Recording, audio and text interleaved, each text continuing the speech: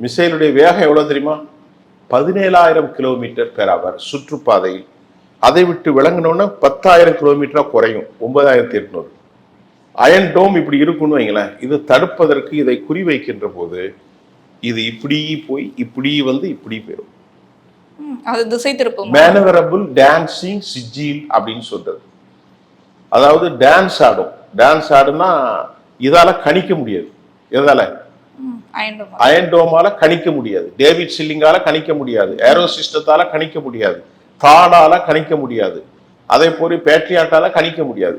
அது வந்த வேகம் என்ன 50 கிலோமீட்டர்லயே வருது, 17,000 கிலோமீட்டர்ல வந்து பயங்கரமா டான்ஸ் ஆடி கீழே வந்தபோது அதுல இருந்து கிளஸ்டர் குண்டுகள் பிரியும். 80 இடங்களுக்கு அதை வந்து குண்டு வந்து பிரிந்து சர்ட் மேனிக்கு எல்லா பக்கமும் அடிக்கும். அடிச்ச உடனே அந்த ஏர் டிஃபென்ஸ் சிஸ்டம் எதை தடுப்பது? ஒன்னுதான் தடுக்க முடியும். 80ஐயும் எப்படி தடுக்க முடியும்? அதுக்கு முந்தி போலிலாம் அனுப்புறாங்க. அதை தடுத்து கொண்டு இருந்து அடுத்து ஃபில் பண்ணி வரக்காட்டியும் இதை அனுப்பிடுறாங்க செகண்ட்ல.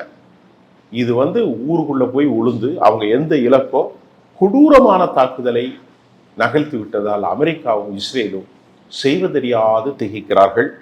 அரபு நாடுகள் எங்களை காப்பாற்றுங்கள் என கூக்குரல் இருக்கிறார்கள். அரபுகளை காப்பாற்ற யாரும் இல்லை. அரபுகள் நாட்டில் இருக்கிற அமெரிக்காவின் தொழில்நுட்பங்கள் கோடானு கோடி பில்லியன் டாலர்கள் அழிந்து போனது.